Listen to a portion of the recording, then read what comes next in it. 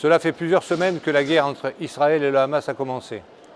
Alors que les pays de l'Union européenne se sont entendus pour soutenir Israël dans son droit à se défendre dans le respect du droit humanitaire et international, la situation continue de se dégrader. L'Europe a également fait les frais de cette guerre ouverte. 3 ans après l'assassinat de Samuel Paty, Dominique Bernard, professeur à Arras, a été victime du fondamentalisme islamiste, tout comme les 2 ressortissants suédois tués à Bruxelles récemment. Il est temps que les Européennes prennent conscience de la gravité de ces événements et reprennent leur destin en main. Depuis l'affaire Mera, combien de personnes ont payé de leur vie cette guerre que les islamistes mènent contre les peuples occidentaux? Nous attendons une réaction forte des exécutifs des États membres. Il faut condamner fermement tout crime contre les hommes et contre la paix.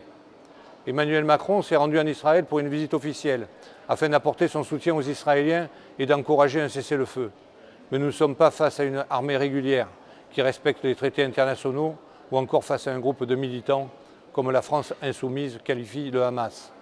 Il s'agit bien d'un groupe terroriste qui rallie à sa cause les islamistes du monde entier dans la Houma.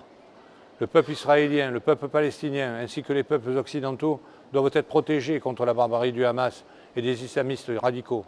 Cette situation dramatique pourrait bien s'étendre à tout le Proche-Orient si le Hezbollah libanais décide d'attaquer Israël.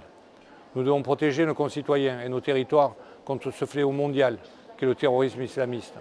Une des mesures serait que les instances européennes cessent de dilapider l'argent des contribuables européens en finançant des groupes islamistes comme les Frères musulmans ou encore l'Université de Gaza.